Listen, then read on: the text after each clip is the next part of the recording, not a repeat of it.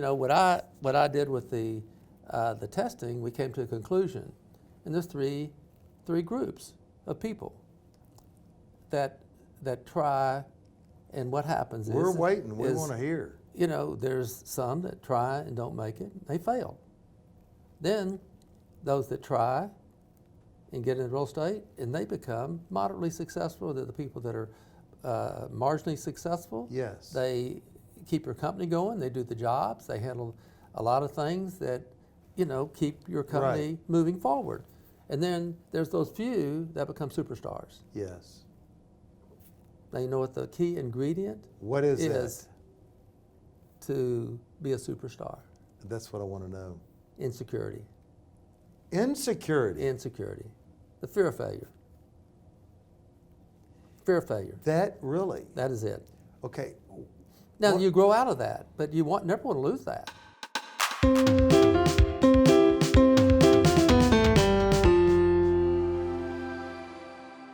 Well, welcome this afternoon to another exciting edition of Capital Title Connects. I'm so happy today to present a person that I'm sure that you probably know, a person who has become an icon in the Dallas commercial real estate industry, and frankly has been an icon for as long as I can practically remember. Probably one of the most successful, renowned, and respected people in our city, and certainly in the real estate industry, none other than Herb Weitzman. Well, thank you, Bill. Well, Herb, I'm excited. I know our viewers are going to be excited because, I guess I want to get going, but people want to know about you. I mean, you just didn't. Where are you from? How did you get here? How did you get in the real estate business? Well, I grew up about a half a block from here. Wow. Yep. And Well, how'd you get here? today in my car. Well, I know, but where's your family originally from? Oh, my family's from Dallas. Yeah, I'm a native Dallasite. Fabulous. Yeah, and my dad's an immigrant, and my mom's parents were immigrant. My mom was born in Beaumont, and my mom and dad had a little tiny store in the inner city here at the corner of Ross and Hall. And What was the name of it? Family dress shop. It was a blue collar store, cotton dresses. The low price cotton dress was $2.99, and the high price cotton dress was $3.99. So, but it was work clothes, children's clothes, and I was born about a half a block away at the old St. Paul Hospital. Oh, wow. It was on the corner of Hall and San Jacinto, and Oh, now my that's called gosh. Bryan Place. And my grandparents had rented a house across the street from the hospital, which was about a half a block away from the store. So I was born, and they took me across the street, and my parents were living with my grandparents, and it was all done within about a block, and so, and I remember my grandmother, she raised chickens in the backyard.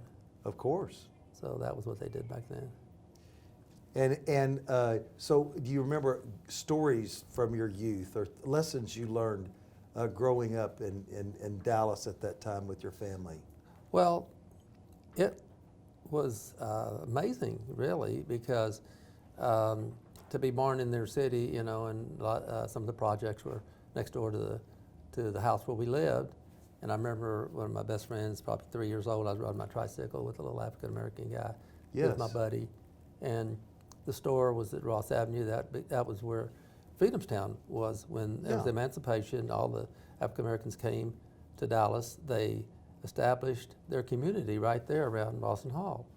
And so there were a lot of domino parlors and saloons and beer joints, and I was 4, 5, 6 years old. I was up and down that street, and I didn't think anything about it. I just thought it was the way life was. Well, that's amazing. And so where'd you go to school? Well, started school at Robert E. Lee over on Goodwin. We moved from the inner city going into the 6th grade. Yes. And Robert E. Lee School, which actually has had their name changed recently. Robert E. Lee School doesn't exist anymore. It has a new name. And when I was 11, we moved out to the Park Cities, and moved to about a block from here on Amherst, the next block over. Absolutely. And I grew up there and went my 6th year at Higher and junior high, Highland Park Junior High School and Highland Park High School. Did you go to college? Went to University of Texas in Austin. So you're a UT man. I am a Longhorn through and through. We're getting more Longhorns here every day, I guarantee Hey, I you. know it. We're hiring a lot of them too. That's my first choice to hire out of the real estate school there. Really? Oh yeah, we hire in Austin. All the guys are from UT, and we hire many for Dallas and other cities where we have our offices. Well, you know, something I noticed, and I told Tim before we started this, is we don't really see ourselves. To us, we're just us, Right. kind of the way we've always been. Of course. And I was talking about you, actually, and I said, one thing is I see a positive, optimistic guy that's been successful for many years with a smile that shows up. If there's something going on industry-wide, your answer typically is, I'll be there. In fact, you agreed to come here today. How did you get this positive, optimistic attitude and I'll be there part of you that people admire? At least I do very much. I don't know where it came from. I think probably more from my mom. And she was, outgoing. And even though they kept the store open 6 days a week, and believe this or not, that store was open every Saturday night to 9 o'clock all their Yes. life. Yes. And my mom loved sales, so I picked that up from her, watching her. And I just have always participated. I love sports, so when I moved out here to Park Cities, I got involved in sports, played sports all through junior high school and high school. Fabulous. And when I hurt my knees in the 8th grade, I was the quarterback of the 8th grade team, and I was going to be the 9th grade quarterback, so I had a great future, and I hurt my knees. And I said, well, I might just go out for cheerleader. I became cheerleader of the football team. The ex-quarterback became the cheerleader, and then I played baseball and basketball, and then I was cheerleader at high school. So I just always, it was just in my DNA to be involved and, be friendly. Say yes. I would say you probably look for reasons to say yes, and you look for reasons to go instead of reasons to not go. It's the same invitation, Sure. one way or the other. Well, I always did things that other people didn't want to do. Really? When I started with Henry Miller Company, I remember Henry Miller Jr., we'd have sales meetings on Monday, and he'd say, well, we read this in the paper, or here's a company that might be coming here. Is there anybody who wants to call him? I'll call him. So I always took it on. I did everything, and I learned from it. Don't you think my dad was a doctor, and I talk about answering the phones. People didn't call my dad to give sports advice. In a smaller town, they called him because the hospital called because they needed him to come there or somebody was sick. And phones got answered at our house. There wasn't, well, I'm probably not going to take calls tonight, or no. The phone rang, somebody answered the phone. Typically, they wouldn't talk to Dr. Shaddock. Not many calls in there for me. So I think you learn those the lessons about the value of hard work. Is that from your parents? Absolutely. Keeping that school? Absolutely. Yeah. Not only did I learn the lesson of hard work by seeing how they worked, but that was what they knew. They had to survive in this country, and it became really clear to me, that they never got over quite that survival instinct. They were thinking they had to survive when they didn't need to survive. But then I came to the realization that it wasn't about them surviving, it was about they enjoyed what they did so much. They loved taking care of 3 generations of families, dressing the kids, and the people coming in and relying on them, and of course they had money orders, so they would come in every week, every Saturday to pay their money, send their money on money orders to pay their bills. And the store was across from Fishburne's Laundry. Fishburne's was across the street from the store. There were about 500 people that worked there. It was a big employer, relatively speaking, today. Sure. And the employees would get paid, at noon, and that's why the store was open to 9 o'clock. That's when they did the business. They didn't do business on Saturday. We didn't eat. So they had to keep the store open every Saturday night till Saturday, till 9 o'clock. Something that is an observation of myself, it's that things that you grew up with, it doesn't make any difference if you make the most deals, you become a multimillionaire, you still carry the values, we all still have some immigrant values that we carry to the party about how we live our lives and the things we allow ourselves to do. Do you feel that way? I do, absolutely. And and I think that's really good. Those are, when you grow up, your family of origin, you end up with a lot of things. And as you grow, you filter out, you change. You're not the same as your parents. You're different. They weren't educated. They didn't have a college degree. Right. They had high school degree. I went to college. My world was bigger. My thinking was more creative and bigger than theirs. Theirs was very, very small. And I was able to, really take the good, what I saw in them, and some of the things I realized didn't apply to me. I just let them go. But still, some of the hard work, your parents are no longer with us, I presume. That's correct. I don't know about you, but you still, I bet, think of your parents. I do. And you want your parents to be proud of you, don't you? It's sort of like, in a certain way, you think, well, gosh, I couldn't do that. My parents would not like that, right? That's exactly right. Even no matter what age you are. That's exactly right. My dad never really totally grasped what I did. I mean, even though he was a small businessman and he bought some real estate, but he couldn't quite grasp, what I did. I know he was always proud of me. I'll give an example. I was so proud of a transaction. I don't know if you ever knew Saul Price. Saul Price, was one of the founders of FedMart. FedMart was here early. Yes. And then he started Price Club. Yes. And then Price Club turned into Costco. So he was really an iconic retail guy. Yes. And Henry Miller Jr. and Trammell Crow had built FedMarts. Built the store for. It was the first discount store that was over on South Good and Latimer. I forget the name of it. It only had one, and Trammell and Henry built the second one out at the southwest corner of Marsh and Forest, and they went broke. And Henry said, can you, do some research and see if we can get a replacement, because it was a big, big loan, and a lot of debt on the property. The store was 100,000 feet. And that's huge. Back then it was huge.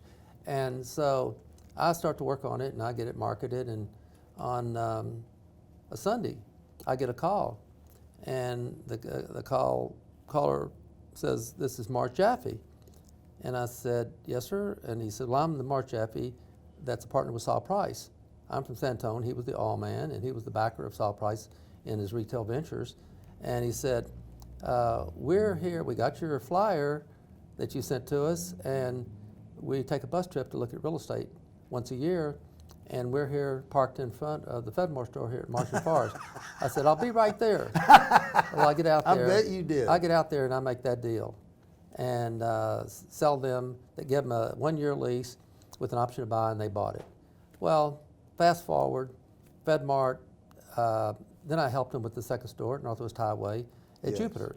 Well, they decided that they were going to go out on the market. They were going to close up, and Saul Price called me, and by then I'd already started to develop and put together ventures.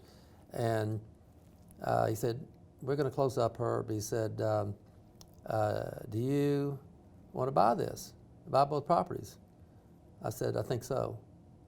And so I didn't know how I was going to do it, So I come back to the office and said, Henry Miller Jr., and said, Henry, you want to partner with me on this deal? And I had a couple other partners in the company. And so we did it. I converted it and remodeled it and I brought Marshalls to town. I put Oshman's in there. I put a big Kroger store in there. And then I added on to the center about another 50,000 feet. Well, grand opening of Kroger, I think, man, my dad's really gonna be proud of me. I said, I'm gonna take him out. He is proud of you. And I'm gonna take him out there on a Sunday. Now my dad came up to about here on me. Yeah. And I said, Dad, I'm gonna, don't you know, develop this thing and da-da-da. We walk in it and we walk around and I said, what do you think, Dad? He didn't say anything to me. So I just asked him. He says, well, looks around. I said, it looks okay. I said, let's go home. That was the last time I ever took my dad look at one of my projects. That was it. He didn't quite get it, but that was it. That was my dad, was, he wasn't overly complimentary, but I always knew he loved me. My mom was adoring. I know that people are out here and they want to know unique about you. There's a lot of people along the way that would like to be an icon in your industry. Somewhere along the ways, you learned how to win. And I'm just going to go ahead and ask it right now. We're going to get the secret out so that your competitors will all know. What is the secret to Herb Weitzman? How do you win, Herb? Well, a lot of it is passion, and a lot of it's loving what you do. And I don't know how anybody really makes it big in real estate. It's very difficult, and it's getting more difficult without a tremendous amount of passion. And I don't know, I always had passion. I always learned about it in sports. I love to win. Right. And you then learn strategy, and you figure out how you win, and a lot of it takes an awful lot of work. So it gets down to the bottom line. Well, who wants to make the sacrifice? Many people don't. And there's a tremendous amount of sacrifices you make to be successful and get the job done.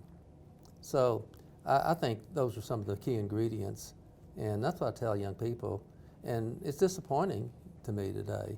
And it's been disappointing for a long time, where I think people have tremendous capability, but they don't have passion, and they don't make it. They fail in real estate. It's been said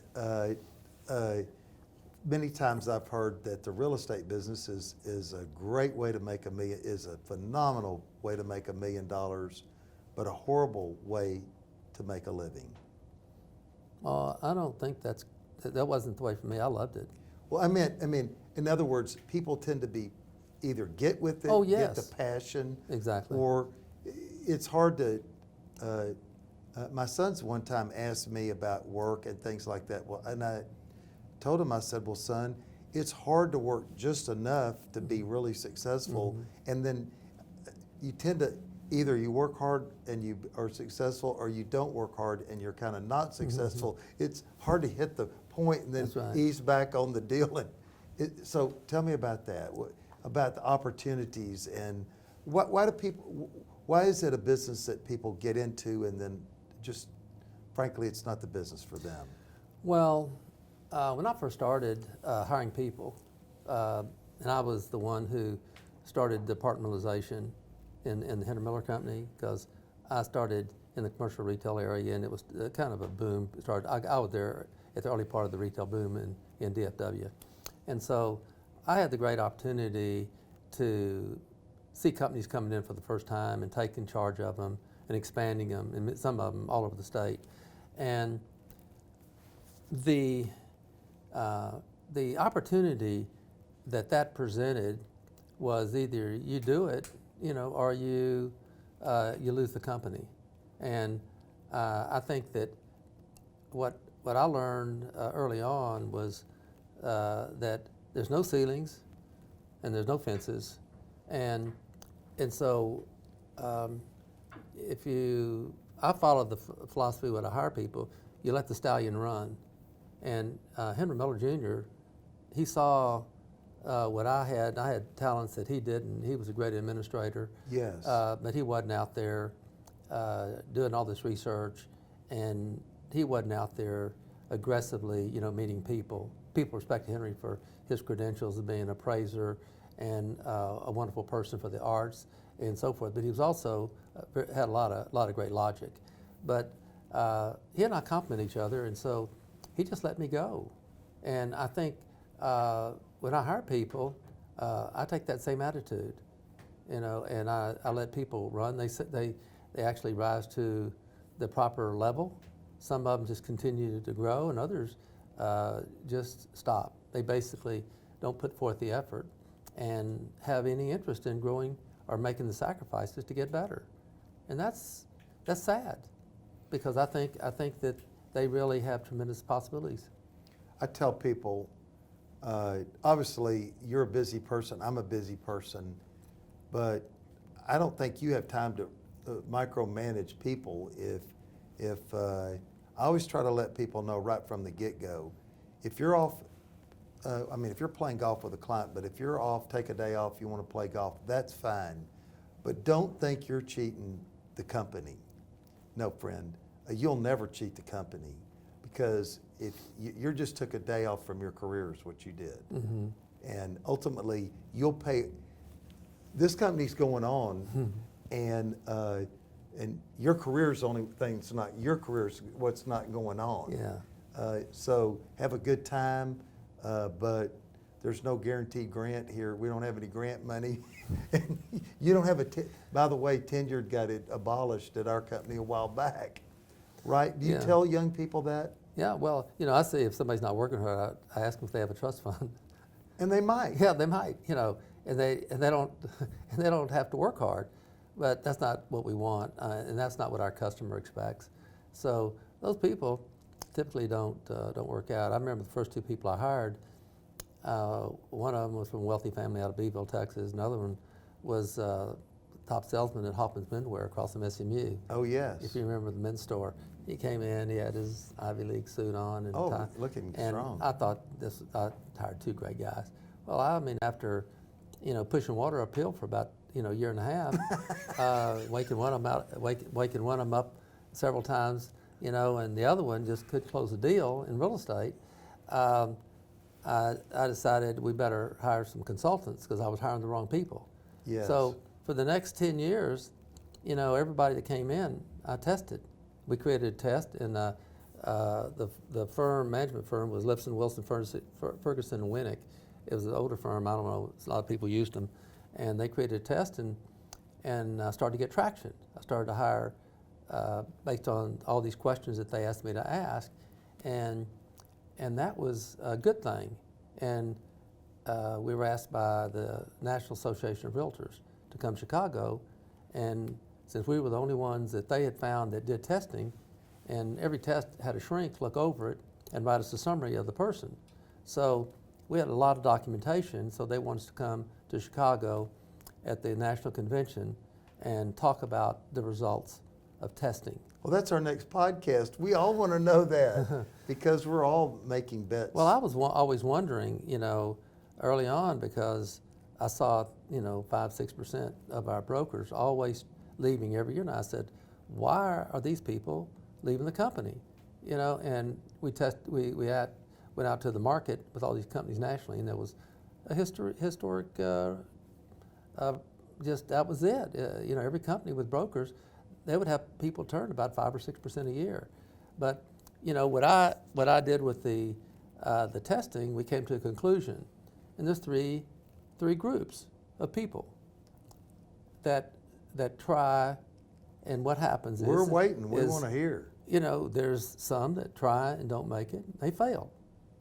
Then those that try and get into real estate, and they become moderately successful. They're the people that are marginally successful. Yes. They keep your company going. They do the jobs. They handle a lot of things that, keep your company moving forward.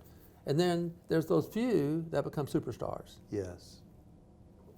Now, you know what the key ingredient What is that?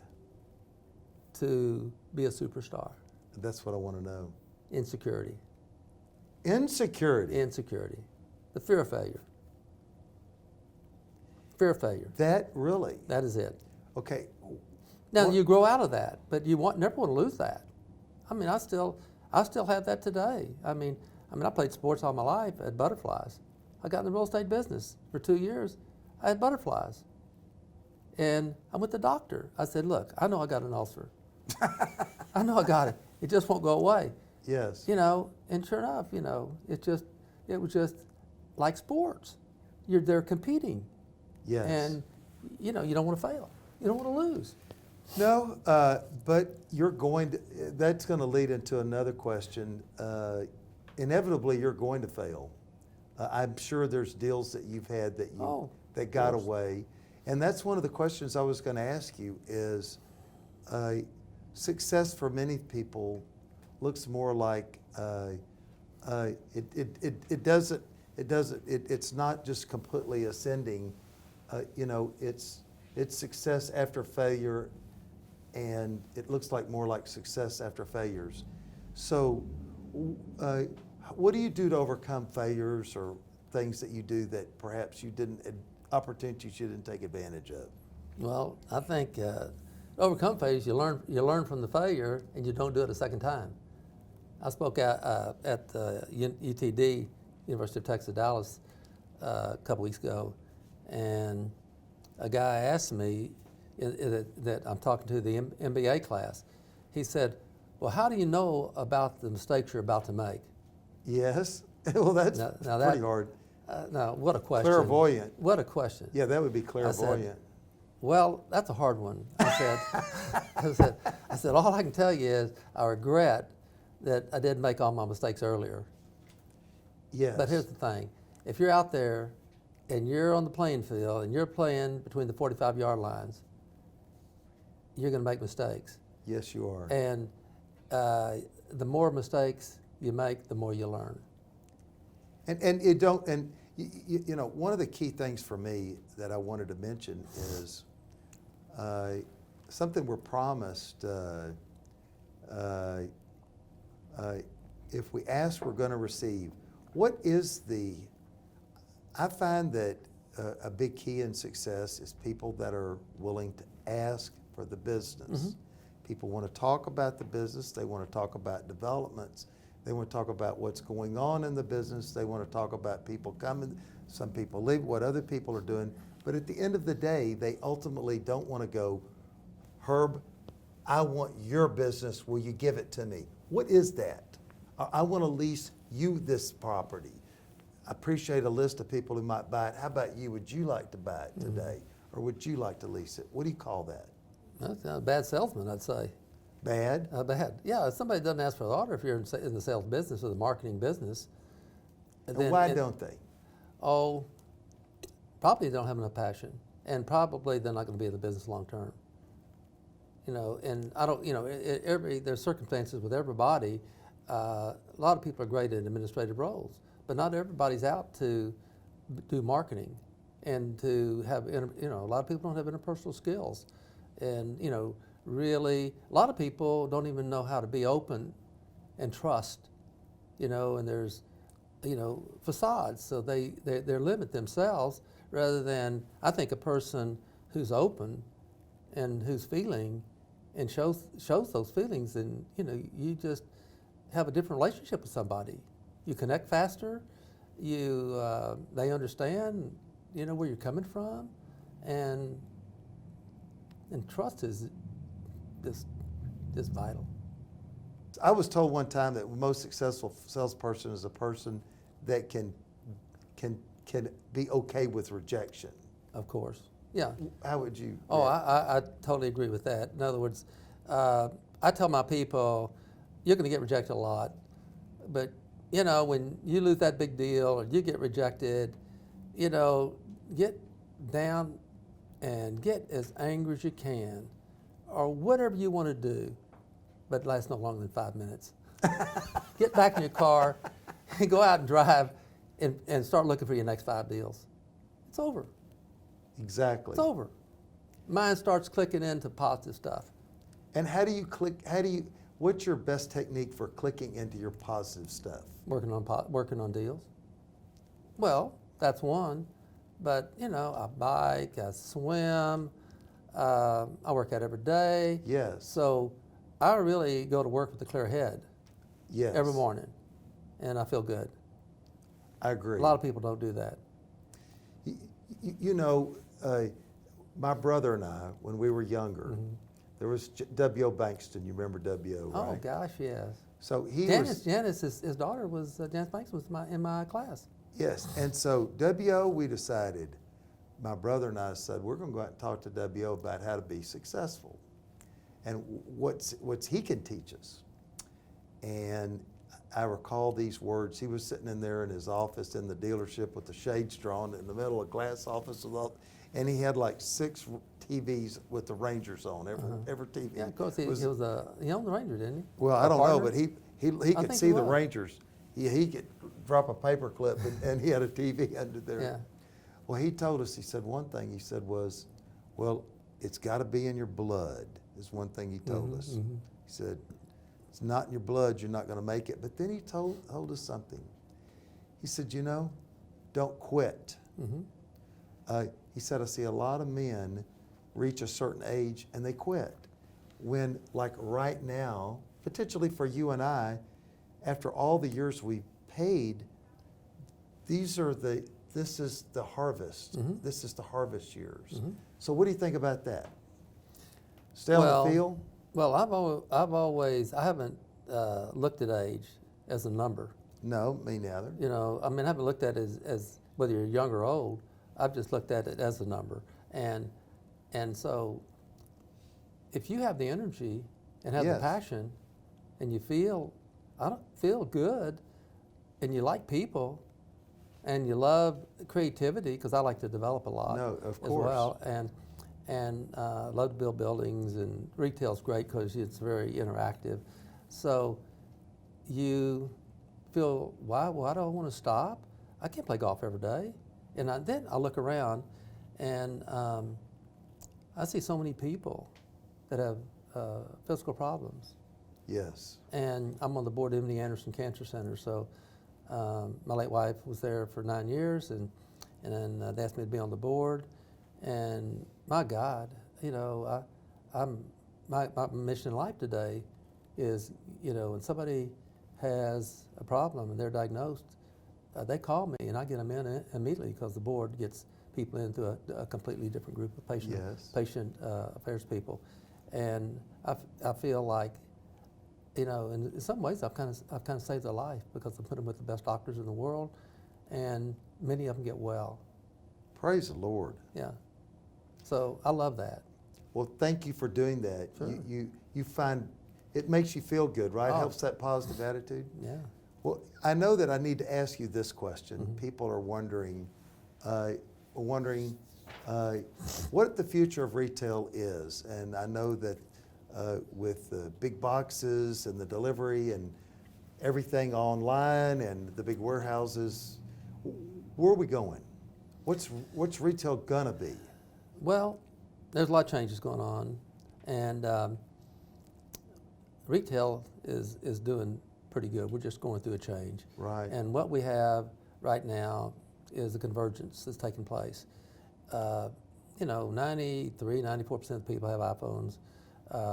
It's so prevalent for the young people, particularly the 94 million, you know, millennials, to buy everything, or they're looking at their iPhone, you know, 50 times a day or more. So it's so easy for them to buy online, and they're used to it.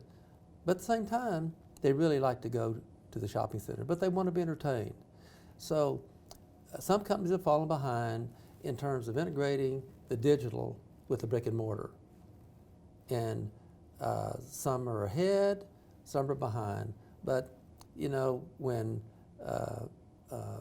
Jeff Bezos, I guess it was in 95, 96, you know, started the online bookstore, and then, you know, you realize, well, okay, I can sell other things other than books online. Absolutely. And then when Steve Jobs in 07 came out with the iPhone, I mean, it was you know, it's only been about 12 years. That's true. And it's been amazing.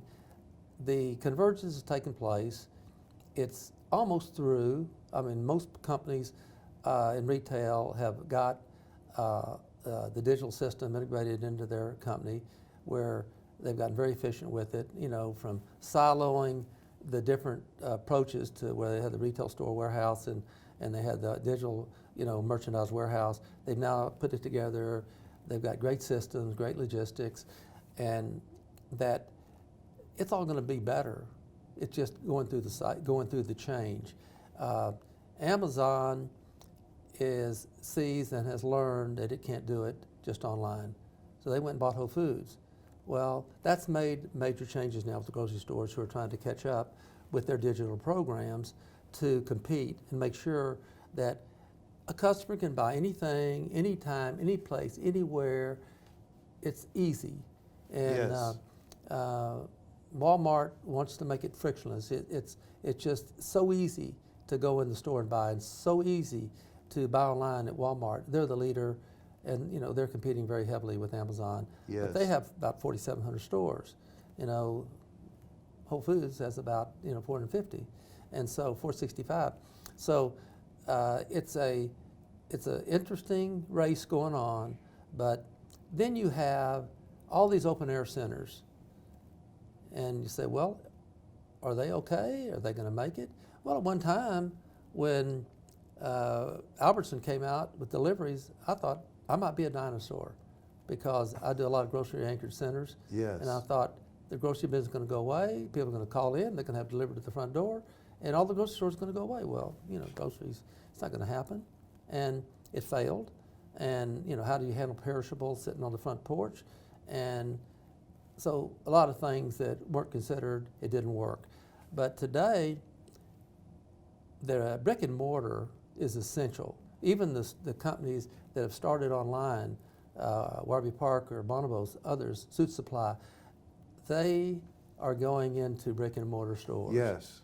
And so if you take the open air centers, which are about 97, 98% of all the shopping centers, Yes. they're doing really well. Good. They're doing really, really well. In fact, they're doing better today than they've done in 50 years. So what I'm telling you is that the state, and we operate in the 5 big cities, Houston, Dallas, Fort Worth, Austin, San Antonio. Those markets each are 95% or better occupied. It's the best it's ever been. That's great. Yeah, and we're cutting back on building new centers, and so that means these centers that are existing are going to get better, and occupancy is going to go up because so many people are coming in and impacting our market, and they're going into they're densifying. So these existing brick and mortar centers like this one here, or go down Right. to Highland Park Village, or go into Oak Lawn, get better. So I'm very positive, very, very positive about the future. Now, so many of the open air centers are grocery or food or service related. And people today, people are working, they need more services. So there's all kind of franchises. It just finds its way, and it's not a straight line. It's a winding road, and we're getting to a good place. Well, that's a positive note to end our broadcast today. Thank you for being my friend, Harv. Thank you, Bill. Pleasure. Really Thank you. excellent. I've admired you even as a young person, and my gosh, there's not many people who can become icons and stay icons. They thank say you. it's easy to get. It's not easy to get to the top, but it's even harder to stay there. Oh, thanks. But you've certainly done that. So thank you for joining us today on Capital Title Connects, and we hope to see you on Facebook, Spotify, iTunes, and Podbean. Look for your next broadcast on Capital Title Connects. Thank you.